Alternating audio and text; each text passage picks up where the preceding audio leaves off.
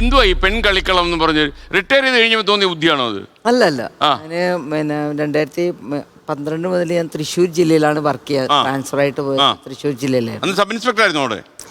ഞാൻ പിന്നെ റിട്ടയർ ചെയ്യുമ്പോൾ ഞാൻ SHO ആയിരുന്നു, സബ് ഇൻസ്പെക്ടറുടെ റാങ്കിലായിരുന്നു. ആ ടൈമിൽ ഞാൻ പോലീസ് അക്കാദമിയിലായിരുന്നു, കേരള പോലീസ് അക്കാദമി. അപ്പോൾ എനിക്ക് ട്രെയിനിങ് അറിവിലേക്കായിട്ടാ എല്ലാം കൂടെ എത്ര പണിഷ്മെന്റ് ട്രാൻസ്ഫർ കിട്ടിയിട്ടുണ്ട്? എന്തായാലും 13-14 ഉണ്ട്. പണിഷ്മെന്റ് അല്ല, ട്രാൻസ്ഫർ ആണ് ഞാൻ പറഞ്ഞ 15 പണിഷ്മെന്റ് 30 ഉണ്ട്. 15, 45 അല്ല, ട്രാൻസ്ഫർ പോരാ. അപ്പൊ എന്താണ് കളിക്കളം? സൗമ്യയുടെ മരണവുമായിട്ട് ബന്ധപ്പെട്ടുകൊണ്ട് ഞാനൊരു സ്പീച്ച് നടത്തിയിരുന്നു. അവിടെ ഒരു ടൗൺ ഹാളിൽ ഒരു 10,000 പേര്. തൃശ്ശൂർ.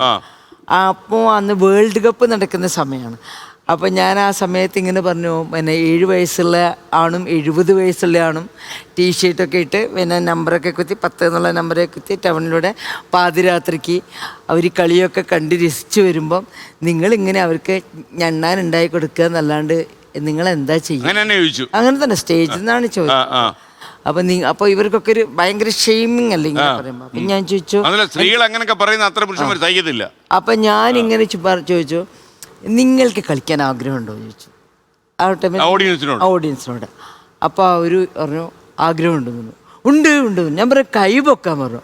അപ്പൊ അവിടെയുള്ള 5000 പേരും കൈപൊക്കി, സ്ത്രീകൾ മുഴുവൻ, ഒരു സ്ത്രീ പോലും ഇല്ലാതെ എല്ലാം കൈപൊക്കി.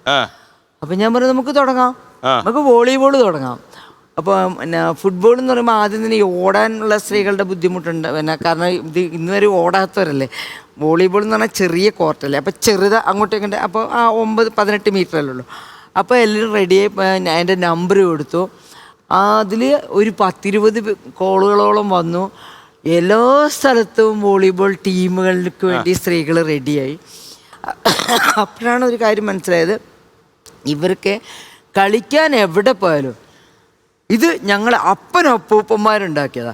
എല്ലാ കളിസ്ഥലവും ആണുങ്ങളതാണ്.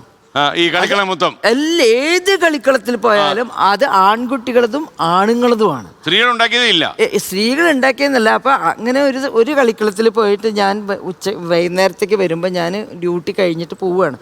അപ്പോൾ ഉണ്ട് കുറേ ബൈക്ക്, ഇതിന് ചുറ്റും വില്ലടെന്ന് പറഞ്ഞാൽ ആ നിറച്ചും ബൈക്കുമായിട്ട് ചെക്കന്മാരിങ്ങനെ എന്നെ കാത്തിരിക്കുകയാണ്. അപ്പം ഞാൻ ചെന്നപ്പം അന്ന് ഞായറാഴ്ചയാണ്. അപ്പോൾ പറഞ്ഞു ഞായറാഴ്ച ഞങ്ങൾ മേഡത്തിനെ കാത്തിരിക്കുകയായിരുന്നു.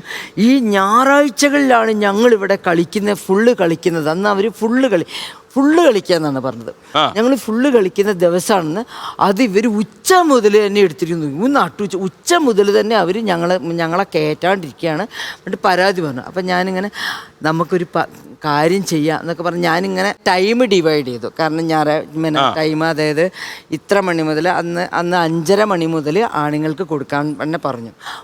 അല്ലാത്ത ദിവസങ്ങൾ അങ്ങനെ എത്രയോ സ്ഥലങ്ങളിൽ സ്ഥലം ഡിവൈഡ് ചെയ്തു, പിന്നെ ടൈം ഡിവൈഡ് ചെയ്തു.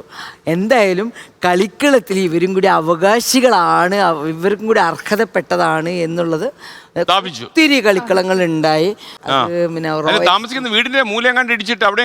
അത് സ്ത്രീകൾക്ക് കളിക്കളം ഇല്ല എന്ന് അവർക്ക്, അതായത് അപ്പനപ്പൂപ്പന്മാരുണ്ടാക്കിയതല്ലേ. അപ്പോൾ എൻ്റെ അമ്മൂമ്മമാർ കളിച്ച സ്ഥലമാണ് എന്ന് പറയുന്നൊരു ഇടം ഉണ്ടാക്കണം എന്ന് വിചാരിച്ചു. ഞാൻ എനിക്ക് എൻ്റെ അച്ഛനും അമ്മയും തന്ന സ്ഥലത്ത് നിന്ന് 35 സെൻറ്റ് സ്ഥലത്തിൽ കൂടുതൽ 5 സെൻറ്റ് ഒരു ഗ്രൗണ്ട് ഉണ്ടാക്കി, സ്ത്രീകൾക്കായിട്ട് ഓപ്പൺ ജിം ഉണ്ടാക്കി. ഇപ്പോൾ അവർക്ക് വേണ്ടിയിട്ട് ഇപ്പം ടെറഫ് ആക്കാനുള്ള നീക്കമാണ്. പിന്നെ ഗാലറി കിട്ടുന്നുണ്ട്. പിന്നെ ഓഫീസ് ഹെയർ പാർക്ക് എന്നുള്ളൊരു കൺസെപ്റ്റിലേക്ക് വരുന്നുണ്ട്. അങ്ങനെ പിന്നെ ഒരു സ്വിമ്മിംഗ് പൂളിനുള്ള സ്ഥലമുണ്ട്, ഒക്കെ ഉണ്ട്. സ്ത്രീകൾക്കൊരു അവരുടെ ഒരു വലിയൊരു ലോകം സൃഷ്ടിച്ചെടുക്കണം. കാശ് എന്ന് പറഞ്ഞാൽ ഇതൊക്കെ നമ്മുടെ സങ്കല്പല്ലേ. സ്ഥലം എന്റേതുണ്ട്. കാശാരെങ്കിലും ഒക്കെ തരുവാണെങ്കിൽ നമുക്ക് അവിടെ ചെയ്യാം. ഇത് കേട്ട് ആൾക്കാർക്ക് വല്ല ബുദ്ധി തോന്നിയാൽ അല്ല, നല്ലൊരു പ്രോജക്റ്റ് ഉണ്ട്. തീർച്ചയായിട്ടും സ്ത്രീകൾക്ക് വേണ്ടി തന്നെയാണ്. അത് എൻ്റെ സ്ഥലം തന്നെയാണ്. അത് ഉറപ്പായിട്ടും അത് ഒരിക്കലും വിൽക്കാൻ പറ്റാത്ത രീതിയിൽ ട്രസ്റ്റായിട്ട് ഞാൻ രജിസ്റ്റർ ചെയ്തിട്ടുണ്ട്. അത് സ്ത്രീകൾക്ക് ഏത് കാലത്തും ഉപയോഗിക്കാം. പെൺകുട്ടികൾക്ക്, സ്ത്രീകൾക്ക് അവിടെ ഏത്